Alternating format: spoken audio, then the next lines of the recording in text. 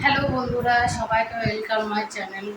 তো আজকে আমি মর্নিং ওয়াক আজকে থেকে আরম্ভ করলাম। তো সকালে তোমাদের ভিডিওটা দিতে পারলাম না মর্নিং ওয়াকের।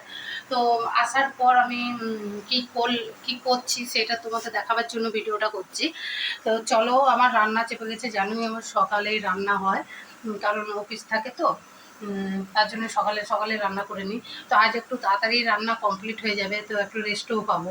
তো আজ কি রান্না করছি চলো দেখিয়ে দিই তোমাদের একটু। দেখো, এখানে আমার ডাল করা হয়ে গেছে, কিন্তু এখনো ছকা বাকি আছে। একটু চাটনি করলাম।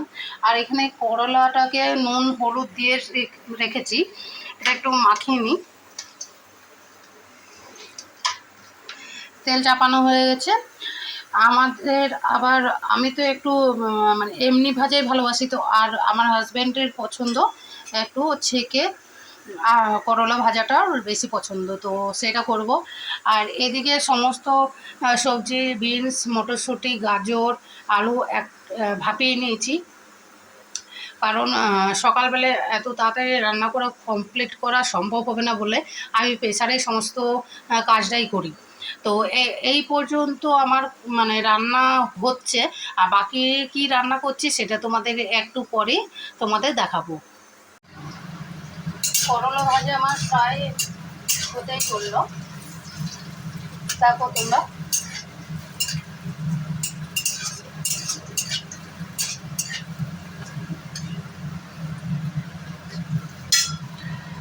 আমার কিন্তু ছাকা করলা ভাজা আমাদের আবার আমার হাজব্যান্ড বেশি পছন্দ করে, তো আমি ছেঁকে নিই করলাটা।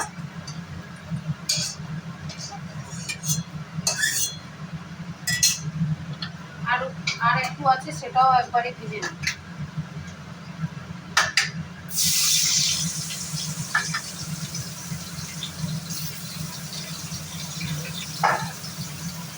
করলা ভাজা হয়ে গেলে আমি এই তেলটাতেই এই যে ঝিঙে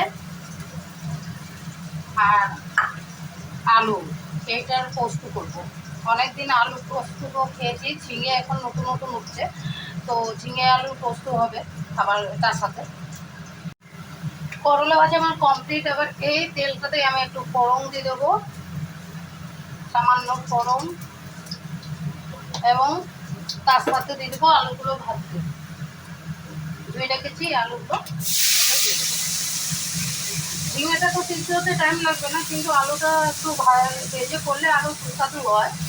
তো ওর জন্য আমি আজকে আলুটাকে ভেজেই করবো। অন্যদিন আমি কী করি, তো আলু থাকে তো, ওই জন্য আমি প্রেসারে একটু ভাপিয়ে নিই। তো এটাকে এখন নুন হলুদ দেবো না, একটু জলটা মরে যাক, তারপর নুন হলুদ দেবো।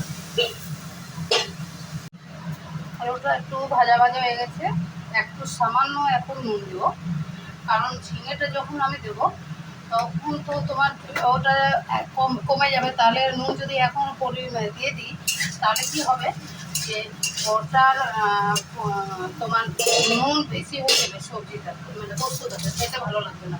তাহলে এখন শুধু আলুটার পরিমাণে আমি একটু নুন দিলাম। তো এবার আর একটু ভেজে নেবো, ভেজে নেবার পর আমি এতে দিয়ে দেবো ঝিঙেটা। আর আমি এতে না একটু হলুদ দিই, কারণ আমি সাদা সাদা ঝিঙে পোস্ত আমার একদম ভালো লাগে না, ওই জন্য একটু হলুদ দিই। তো হলুদটাও আমি একটু করেই দেবো, কারণ দুটো নুন আর হলুদ একসাথেই দেবো, তাহলে পরিমাণটা আমার ঠিক হবে। আর এই সাইডে আমি ভাত চাপিয়ে দিচ্ছি প্রেসারে। আমার সমস্ত কিছু কিন্তু প্রেসারেই হয়। আলুটা আমার সিদ্ধ হয়ে গেছে, এবার এর মধ্যে আমি দিয়ে দেবো ঝিঙেটা।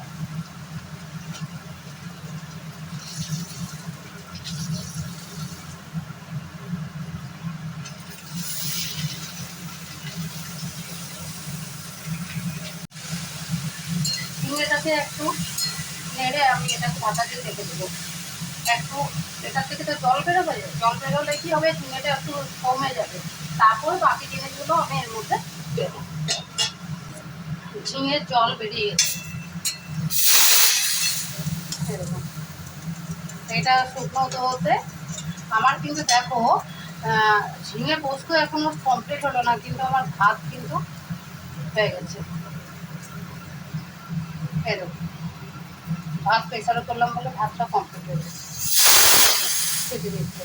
তো 4-5টা সিটি দিলে আমি বন্ধ করে দেবো, আর 2টো সিটি আর করুক, তারপর আমি বন্ধ করে দেবো গ্যাসটাকে। তো এটা জলটা শুকিয়ে গেলে পর এতে আমি একটু নুন আর হলুদ দিয়ে একটু ভালো করে,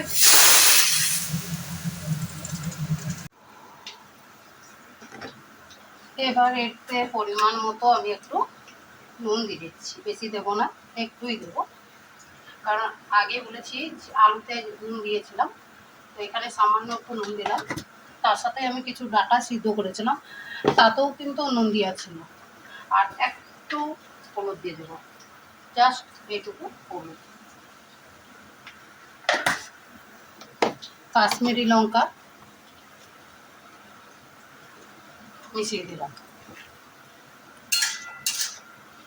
এবার এটাকে ঢেকে আর একটু ভাজতে হবে, ভাজলেই কিন্তু আমাদের ঝিঙে পোস্ত কমপ্লিট হয়ে যাবে। পোস্ত দিয়ে দেবো, পোস্ত আমি বেটেই রেখেছি, দেবো লঙ্কা দিয়ে পোস্তটা বেটে রেখেছি। তো এটা দিয়ে দেবো, এটা অর্ধেকটা দেবো, আর অর্ধেকটা আমি আরেকটা রেসিপি করবো তাতে দেবো। তেল ছেড়ে দিয়েছি, এবার এটাতে পোস্ত দিয়ে দেবো, ভাজা হয়ে গেছে।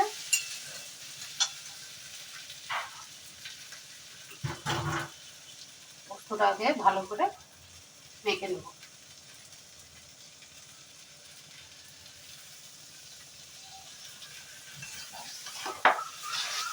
তারপরে একটু সামান্য আর একটা রেসিপি করি, চলো। পেঁয়াজ পোস্ত করবো, অনেকদিন পেঁয়াজ পোস্ত খাইনি, তো আজ মনে হলো একটু পেঁয়াজ পোস্ত করি। তো ওটা তো আমি 5 ফোড়ন দিয়ে দেবো, আর একটা শুকনো লঙ্কা ফোড়ন দেবো, শুকনো লঙ্কা একটা ফোড়ন দিয়ে দেবো। এটাকে ভালো করে গরম করতে দিতে হবে। তেল গরম হয়ে তাতে আমি কেটে রাখা পেঁয়াজ দেবো, সবটা দেবো না, কিছুটা দেবো।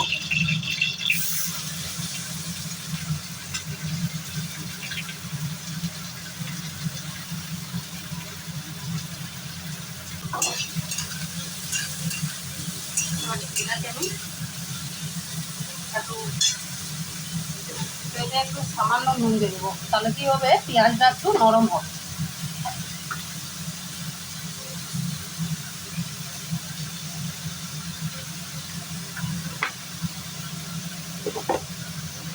এটা কম আছে ভাজতে দিয়ে দিলাম, ঢাকা দিয়ে ভাজতে দিয়ে দিচ্ছি। ভাজা হয়ে গেলে এর মধ্যে কিন্তু আমি পোস্তটা দিয়ে দেবো। এটা কিন্তু হলুদ আর দেওয়ার দরকার নেই, এটা হলুদ লাগে না। তো এই পেঁয়াজ পোস্তটা আমার খুব ভালো লাগে, ওই জন্য আমি করলাম। তো আমার কমপ্লিট।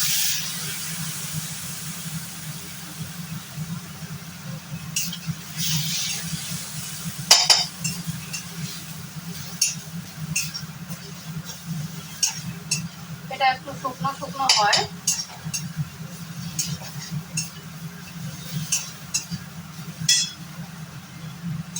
দেখো কমপ্লিট হয়ে গেছে, তোমাদের সামনের দিকে দেখাই।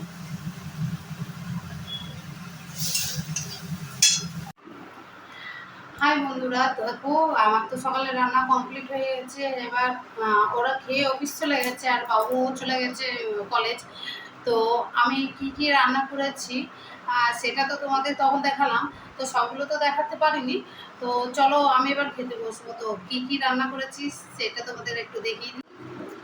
তো চলো, ওরা খেয়ে চলে গেছে, আর আমি কি কি খাবো তোমাদের দেখিয়ে দিই। তো প্রেসারে তো আমি ভাত করেছি, তোমরা দেখলে। ভাত নিয়ে নেব।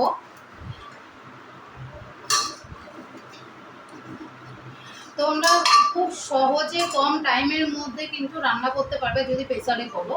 তো পদ্ধতিটা হচ্ছে, তোমার প্রেসারে যদি করো খুব জোর আঁচ দিয়ে তোমরা 7-8টা সিটি দিয়ে দেবে ভাতের জন্য, তাহলে তারপর বন্ধ করে রেখে দেবে যতক্ষণ না ও ভাপটা বেরিয়ে যাচ্ছে।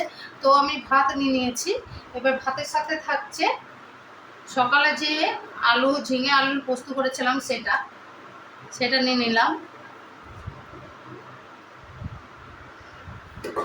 ডাল তো আছে বাটিতে, আর এটা হচ্ছে পেঁয়াজ পোস্ত,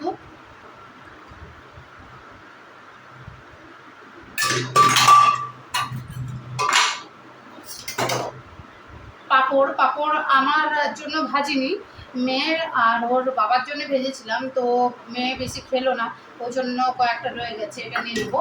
আর তার সাথে চাটনি, চাটনি আমার খুব প্রিয়, ওই জন্য আমি একটু আমার জন্য বেশি করে রেখেছি। আর এটা হচ্ছে করলা ভাজাটা। আর তার সাথে আমি রাত্রেও সবজিটা করে রেখে দিয়েছি, তোমাদের দেখিয়ে দিই। এ দেখো, এটা হচ্ছে বিনস, মটরশুঁটি, গাজর, আলু আর সয়াবিন দিয়ে একটা সবজি বানিয়েছি। এই সবজিটা আমার মেয়ের খুব প্রিয় সবজি, তার জন্য এটা বানিয়েছি।